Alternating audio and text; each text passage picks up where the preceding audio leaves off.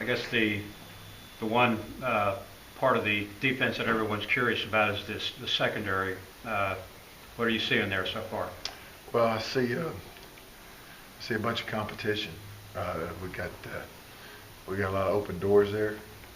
So guys are straining, guys are working to get better, and guys are competing, with one another and for one another. So, uh, it is where it is right now. But like I said, they're working hard and fighting to get better, and got a long way to go, but got to just continue to strain and keep pressing forward.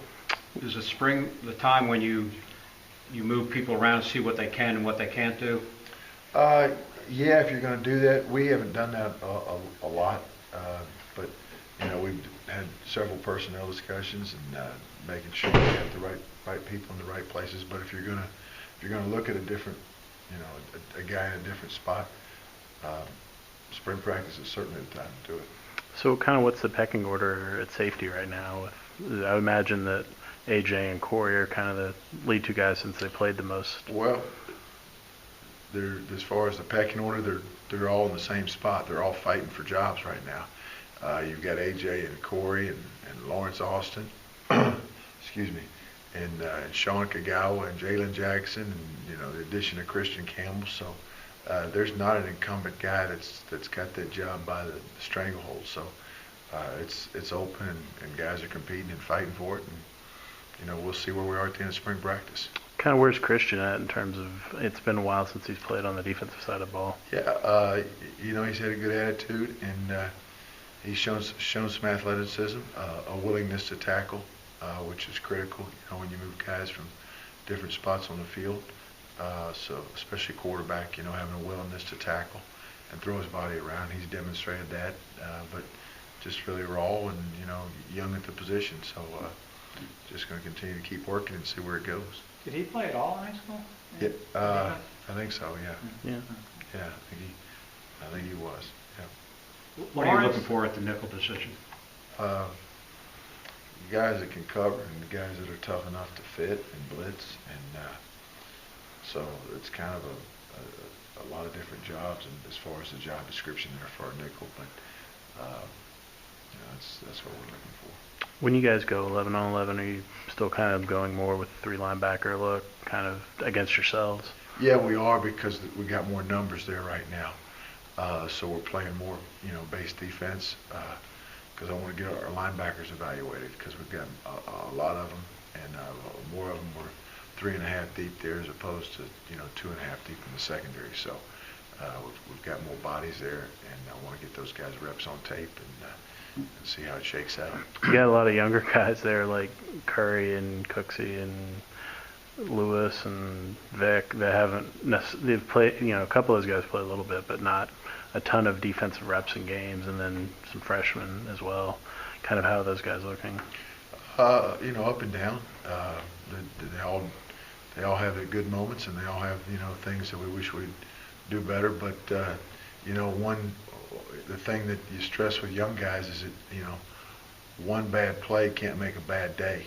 You got to put the bad play behind you, because everybody's going to make mistakes, and then move forward and press on, and then have the ability to take coaching. Whereas if you make a correction to one guy at one position, you're really correcting everybody at that position. So guys that can take coaching and transition that, and then guys that are going to be physical and play hard and know what to do, because the exactness and the details of what we're doing are critical, and guys got to be able to take coaching and put it into application on the field. With Brant, how much leadership are you expecting? That's an important position for that in terms of. Yeah, it is. I expect him to be a leader, but I think he expects himself to, and he's not the only one that we need leadership from. But he's growing in that regard, but he's still a freshman. So, but the nature of that position kind of forces you out there a little bit, and he's not shied away, or he's not scared of that. With Lawrence, what was it that you saw in him that prompted you to have him try safety? Well, when we go to the nickel package, Ken, he plays the nickel, and then we go back into base defense, plays in safety. So that way he's repping it both, and just to get him reps and get him some tape reps, so that he can get better and get practice reps. it's tough losing a player like Adam, especially for his leadership, but because of his injury, you got to see some guys play towards the end of the season. What are you seeing at that position now? You know, Pat Gamble's an old, experienced, you know, he's an old, salty vet there, and he's a guy that you can count on to show up every day, and you're going to get his best. You know, we're rolling Francis Cowan has done some good things so far, and you know, this is Francis's last chance at it. So he's got an increased sense of urgency, and you know, hopefully that'll translate on to, you know, improved performance on the field, because he's certainly capable of it. And you know, then you got a bunch of young guys that like Kyle Surge Henderson played a little bit last year. You know, played some. So and you got Printavious Clan, you got Morgan in there. So those guys are all, you know, getting their nose bloodied a little bit, and growing each and every day. Desmond, have you seen enough? It's only been a few practices to know that he can be an impact player for this fall. Yeah, he's definitely in the depth. As far as where and how much, that hadn't been determined yet, Ken. But I think he's a guy that will definitely be in the rotation. If we were to play tomorrow, he would be in the rotation. How would you describe what his game is like? Solid. You know, he's a guy that he's a high effort guy. And I think he's an older guy, a little bit more mature, right. You know, so that he brings that little stability there. So been pleased with that.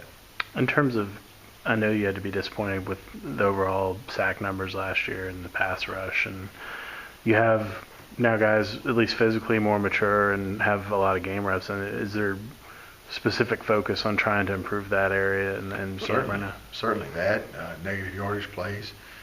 Get back to, you know, taking the ball away more like we did, you know, 2 years ago, but certainly negative yardage plays and sacks, and you know, also rushes where, you know, we affect the quarterback where it doesn't have to be a sack, but certainly that's the goal and that's what you want. But we either move him off his spot or harass him or hurry him or whatever, but you know, to affect him and to put pressure on him. So that's a big emphasis for us this spring. And to do that, is that mostly working on guys and technique, or are there other things you can really do to specifically, you know, improve the pass rush for this time of year? Yeah, there are. I mean, you can certainly do that. You can, as far as its technique, it's live reps, it's all that. So, you know, it's drills, it's everything. So, yeah, we certainly are working hard. Working hard to get that done this spring.